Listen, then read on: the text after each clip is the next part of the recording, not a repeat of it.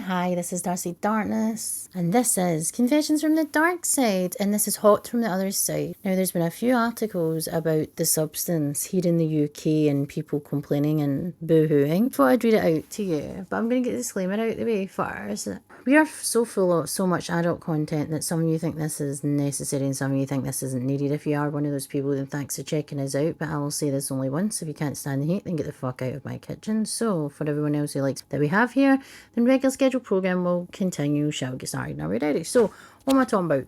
Hawtt from the Otherside. This is the articles that are coming up about the substance. Apparently, the Independent says the extreme body horror film causing mass cinema walkouts around the world. Now, we haven't really had some mass walkouts for movies, I think, since The Exorcist, I would probably say, like in the UK. If people didn't realise that body horror isn't for the faint-hearted, and the description of the movie is about what Hollywood actually is, how to be young forever at any cost, then you have had your head up your arse if you don't think that people would resort to lengths like this to stay young, stay in the spotlight, and basically have their moment forever. So let's see what this article says. The movie is even shocking those who aren't easily rattled.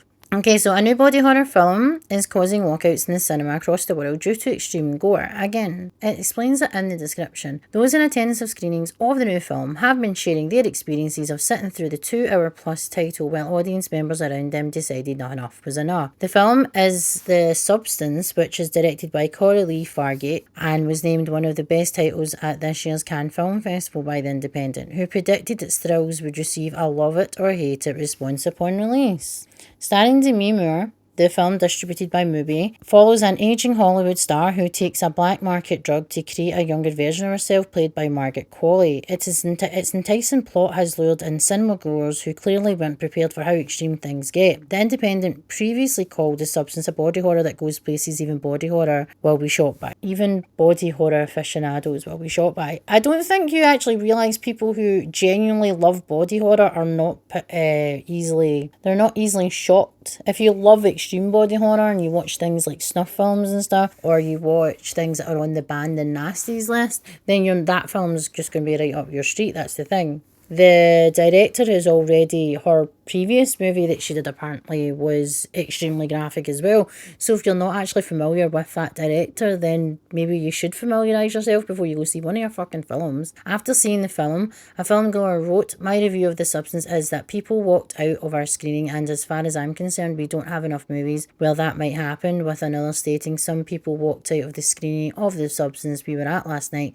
One of the most violent films I've ever seen." Again, it's in the fucking description. An aging Hollywood star will do anything to keep her job and keep where she is, which means they will do anything. I don't think you realise how bad the Hollywood is. It actually is like this. If you don't have something that keeps you in the spotlight, whether it's your aesthetics or if you're a talented actor, sometimes talent doesn't get you everywhere. They want to see the outside, the aesthetic part, which again is shallow as fuck. But people will resort to many fucking things. Have you seen the way some celebrities look with their plastic surgeries and their aesthetic procedures, for fuck's sake? One person added, "I've seen thousands of films and it's very hard for me to be shocked. But this glorious demented movie was cray-cray on a living." That sounds good. The Substance is not for the faint-hearted. During my viewing, the several people walked out mid-film, but as an instant cult classic, you have been warned. Others who made it through were left shaken apparently, which I find highly doubtful. If you sat through it, means you actually like body horror, by what they just witnessed, with an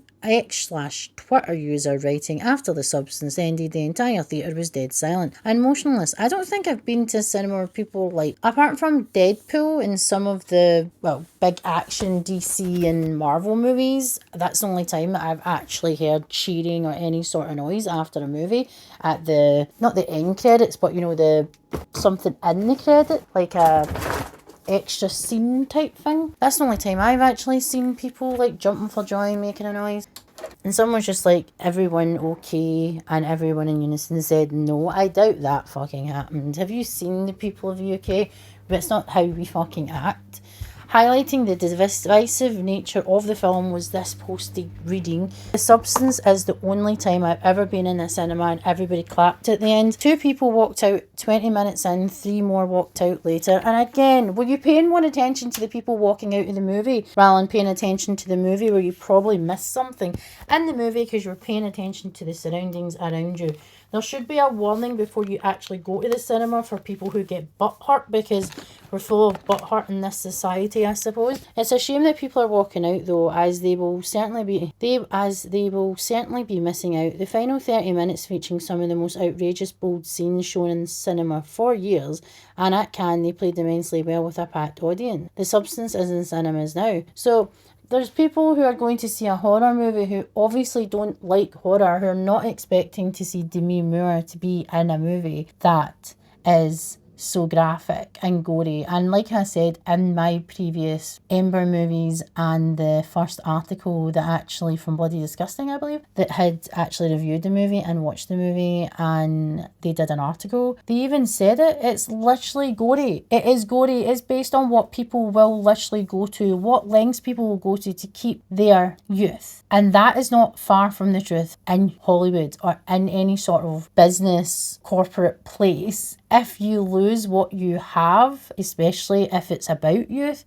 you're fucked. You're absolutely fucked. So you have to do all this shit to yourself. You have to put your body through these trials if you want to stay there. If you don't have enough talent, even though talent doesn't always overall win, which it should, talent and creativity and the things that you are capable of, it sounds terrible, but Hollywood shallow as fuck. It's a fucking puddle. They don't give a fuck. You basically get your tiny wee time in the spotlight, and if you don't grasp it at its peak, you are fucked. That's basically it. That's all that director has actually pointed out. If you do not have it at the start, you get a tiny little moment for you to actually prove yourself, get to where you want to be so that you can grow later on the older you get, because men seem to get more distinguished and handsome as the older they get, and women, again, you get to a certain age and that's your peak, and once you get over that, but there's actresses out there that have actually changed that by the time you get to your mid-30s. Like you've got like Margot Robbie, for example. She is a very attractive woman, very successful as well, and she's a very talented actress. And then you have Amy, oh my god, what's her name? Amy Adams. I love Amy Adams. Now Amy Adams is like 50, and when she was in Man of Steel, you would never have thought there was like such a big age difference between her and Henry Cavill. She has always been beautiful, and she's an amazing actress, and she's a director as well. She is an incredibly talented woman, and she's 50, and she still could knock the socks off younger actresses and actresses who are my age, which is in their early 40s, and actresses in their 30s. She can still blow you out the water because she has the talent. She doesn't need her look, her aesthetic to show you that she is fucking good at what she does, but it's probably helped her because she has an aesthetic, because she looks a wee bit different to everybody else, because she's like she's like sort of like a redhead kind of colour of hair. Like, she is beautiful and talented, and she gets to do films that some people would love to be able to do. But I don't hate on the fact that there's a lot of actresses out there that might not be as talented as, like I said, Margot Robbie and Demi Moore and Amy Adams. They use their looks to get their parts. Is it wrong? Yes, technically, but they are using what they have in their toolbox, basically. What they have, their talent. They're using this so in years to come, people can go, oh, I can remember she was in that film, and oh, I remember she actually,